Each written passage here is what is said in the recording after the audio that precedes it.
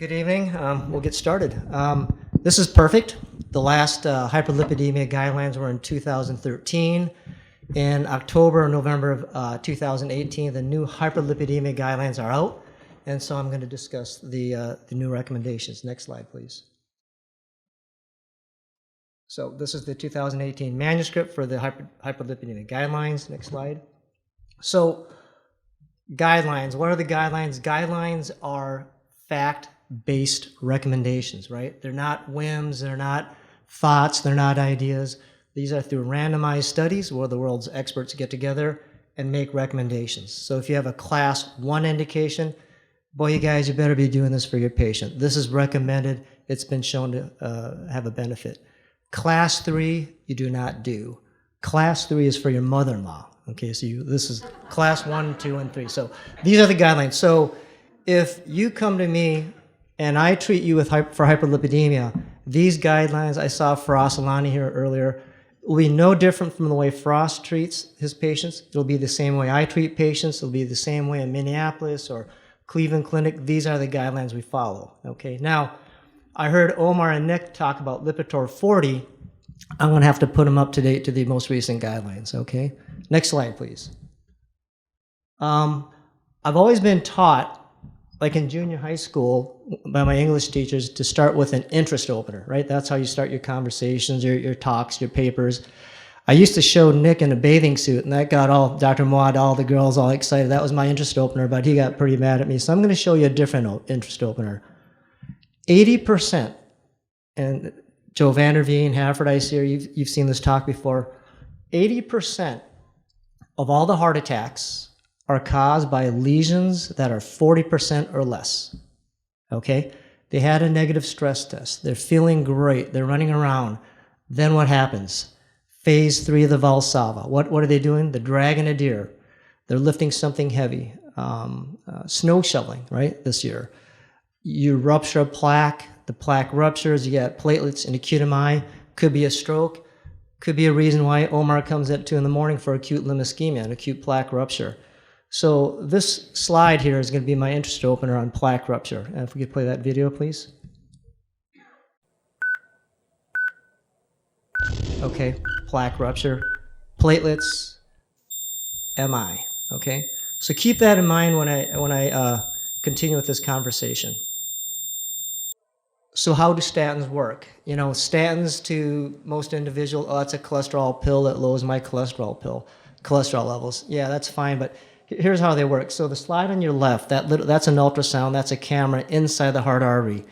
And when I do an intravascular ultrasound on a patient, and I see that blockage on the left side, that crescent-shaped looking appearance, I can tell that's a patient without a statin. They have no statin on board. That's a thin cap, that baby's gonna go. I can tell by intravascular ultrasound that that's a soft plaque, okay? So how do statins help prevent acute MIs and acute plaque rupture, acute strokes, acute limb ischemia? Look at the slide on the right. That's after 2 years with a statin. We take that soft, little, fragile plaque and we made it hard like a callus, okay? So Nick talked about some of the effects on aneurysms, like the anti-inflammatory process. This is complete plaque stabilization with a statin, okay? So that's how statins prevent heart attacks and strokes. Now, in the world of cardiology, elective angioplasties do not save lives. It makes you feel better, okay? The biggest impact I can make on my patients is the management of hypertension and hyperlipidemia. This is where I have the greatest impact on the morbidity and mortality of my patients, okay? Not as fun, but most effective. Next slide, please.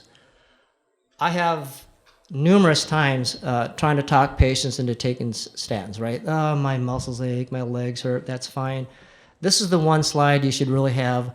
This is called a plaque regression study. This was done with a statin, and when I was involved with the PCSK9 inhibitor studies, we did ultrasound plaque regression studies. And what this is a camera on the lower left, you see that yellow stuff, that's a plaque, that's a blockage in the heart artery. 2 years later, with a low LDL, or a PCSK9 inhibitor, we have found plaque regression. Okay, so this has been very helpful in my practice, trying to talk patients into statins, and in some cases for primary prevention as well. Next slide.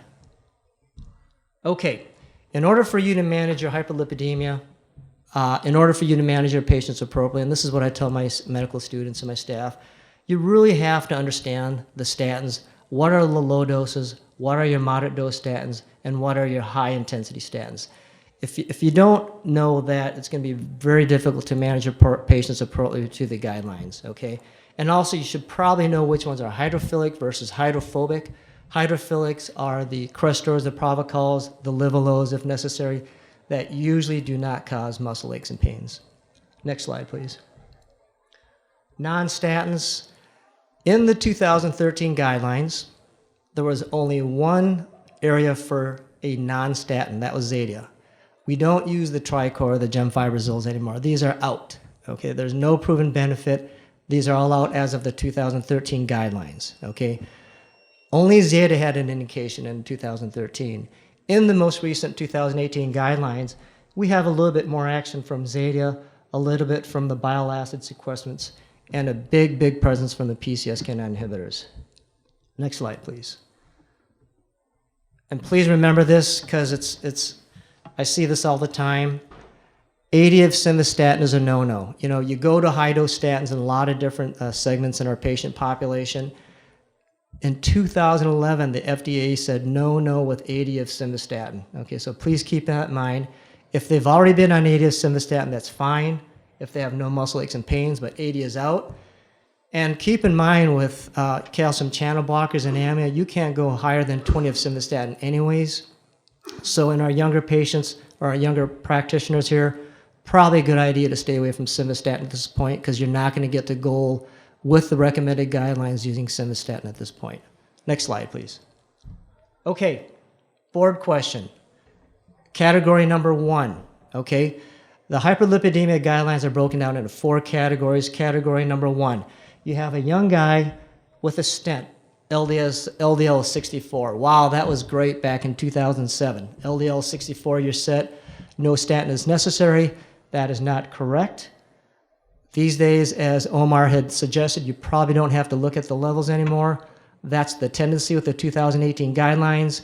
Anybody under the age of 75, whether it's coronary disease or work by Nick or Omar with peripheral vascular disease, automatically goes on a high-dose statin even if their LDL is 50. Proven fact, guideline-based. Okay? Next slide, please. And I don't have a... Do I have a pointer? I don't have a pointer, but if you look at the...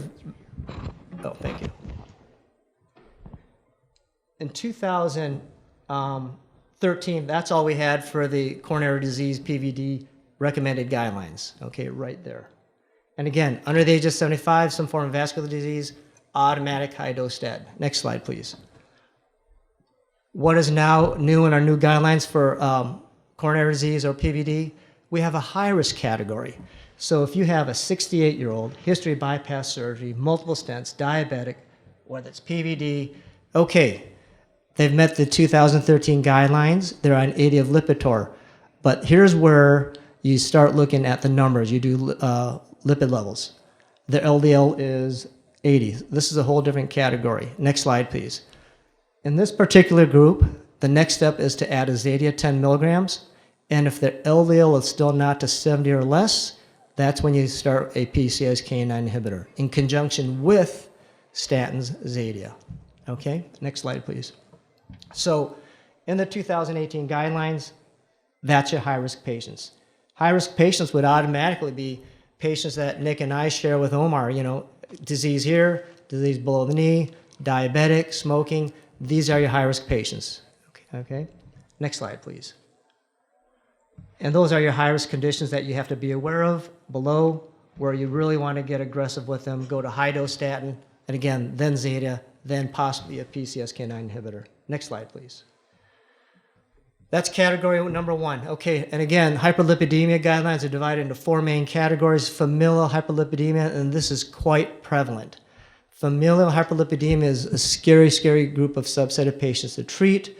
They have very, very accelerated disease. You see some of the physical signs of familial hyperlipidemia. These are people with LDLs in the 230s. Next slide, please. with familial hyperlipidemia. It's a genetic disorder. You'll find that my dad had a heart attack at 50, my brother had a heart attack at 50. That's why I tell my medical students, when you take a history and find out if their family members had heart disease, I want to know who, siblings, and age, okay?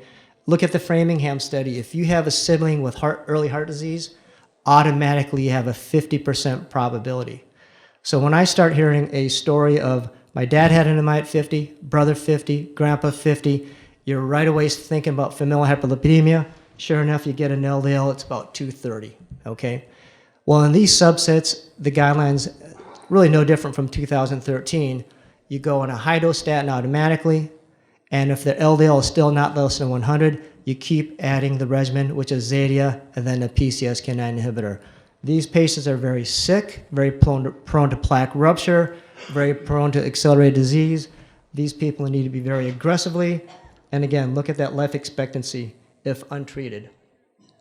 If you have the homozygous form, then we got a real bad problem. Your LDL is 500 and you're having heart attacks and dying at the age of 25. Next slide, please.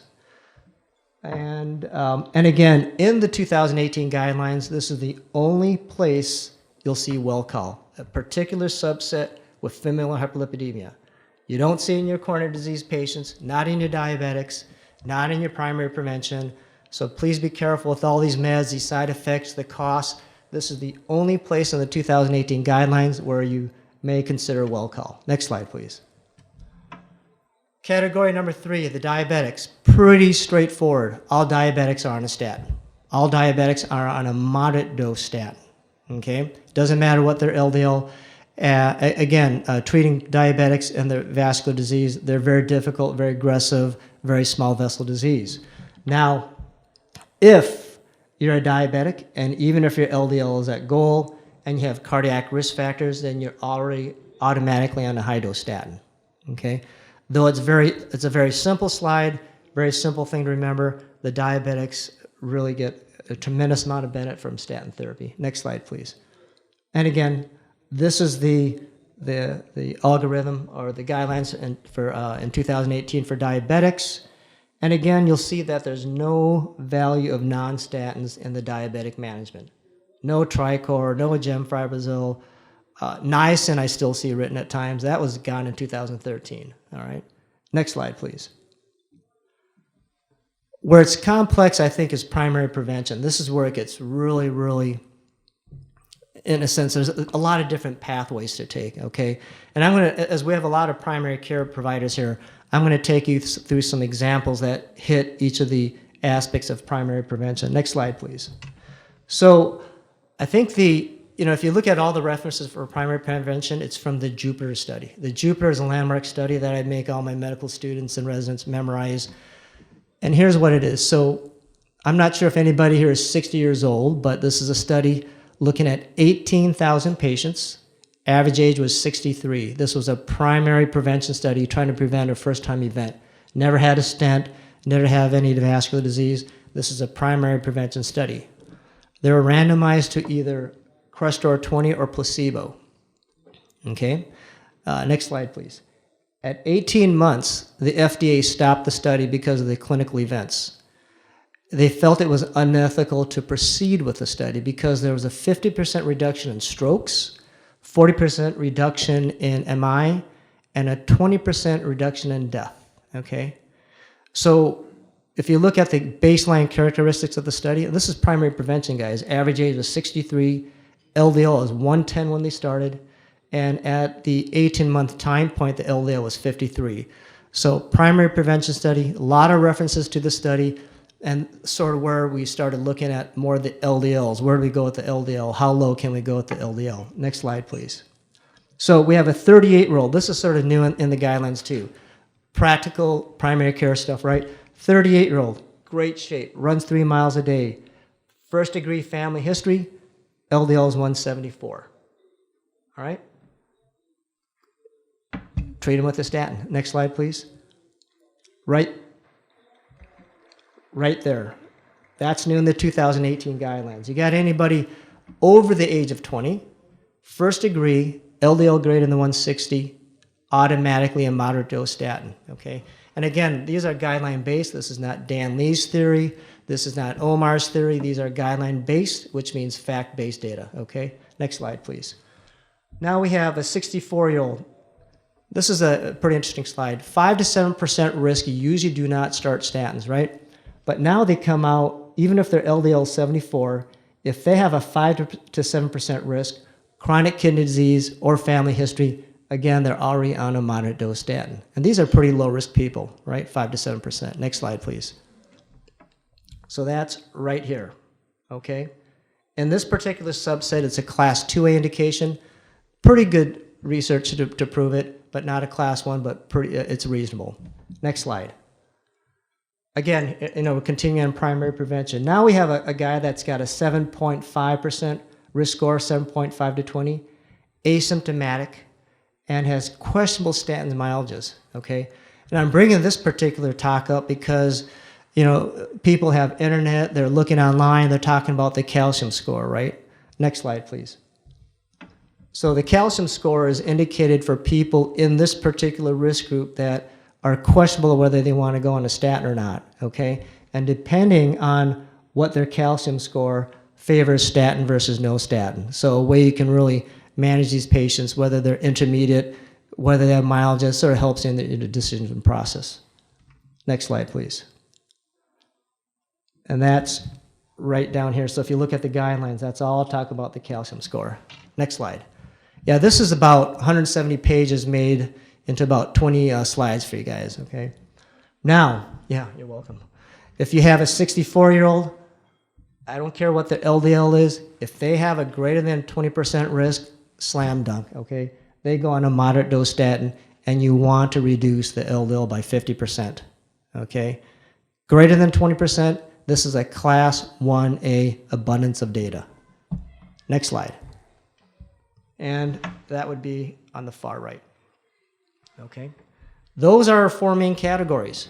Primary prevention, familial hyperlipidemia, diabetes, and then vascular disease, whether it's cardiac or peripheral. Some tidbits. Next slide, please. Triglycerides, Tricor, gemfibrozil, out. Triglycerides are 400. If you're treating them for coronary or vascular disease, there is 0 data, 0 recommendations, all a bust, it's out. If anything, you're going to start them on a statin. Next slide, please. The only place in the 2018 guidelines where you treat high triglycerides if they have obvious and elevated triglyceride level and at the risk of pancreatitis. That's the only statement you can get for Tricor or gemfibrozil in the whole 2018 guidelines. Next slide, please. And again, what we just discussed. Next slide. Last slide. CPKs, class 1 indication for myalgias. Don't just go get CPKs if they don't have myalgias. That's a class 3 indication. If they do have what you consider statin-induced myalgias, I very, very frequently just do a 6-week washout. Reasonable if they, see if their muscle aches go away, or I switch them again. Got to know which one are your hydrophilics. You got to know which one are your hydrophobics. And I may switch to hydrophilic. Believe it or not, and I use a lot of coenzyme Q10 because I'm talking patients into taking coenzyme Q10, came out as a class 3. Yeah, I was right. So I did write to some people in the steering committee, and I haven't heard back, but it's a class 3. Anecdotally, I think it works fantastic, so I think that's something you just tell your patients, okay? And finally, don't worry about the transaminases that are 48, 56, 98, 100. If they have vascular disease, continue with the statin. You don't worry about until they get 3 to 5 times the upper limits of normal. And thank you, that's my talk. Yes? Nope, not anymore. The HDL used to be considered a protective thing. Remember, it used to be the 4-to-1 ratio, then it was the HDL, and the HDL is protective. That's not the case anymore. There's been 3 large studies, including one with niacin, that show that it had absolutely no effect on cardiovascular outcome, the treatment of it. Yeah, obviously the higher the HDL shows that the individual is more fit, but when you talk about the treatment for the HDL, I don't even document the HDL in my dictations. It's all about the LDL. Any other questions? Pardon, Ali?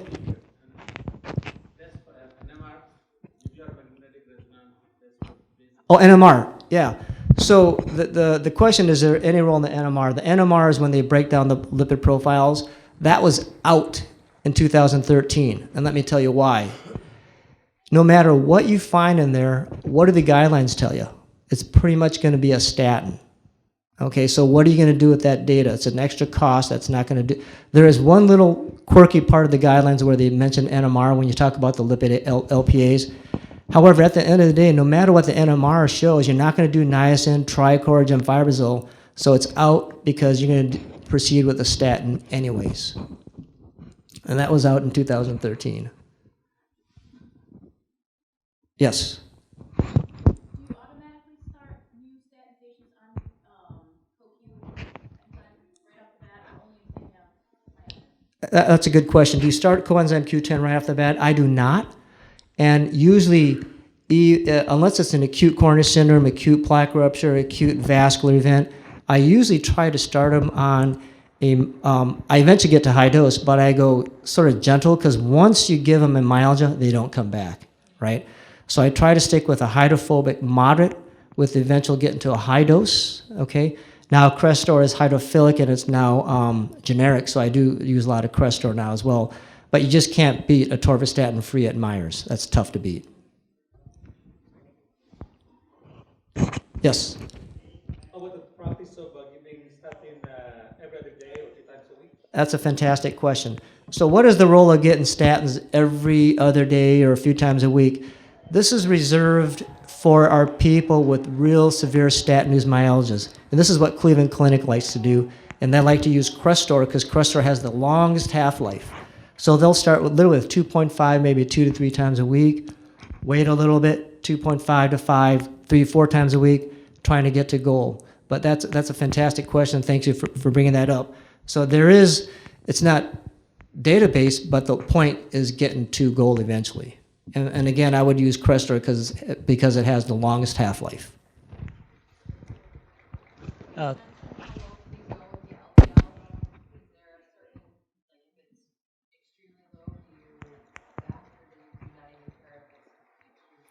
The question is, do I care about the low LDLs? I do not. In the past, we used to think that you needed a certain LDL level to prevent intracranial hemorrhaging. That was the Spartacus study, something like that. But if you look at our PCSK9 inhibitor studies, the LDLs mean are about 27. And they've had great clinical outcomes. So it's a new shift to the LDL.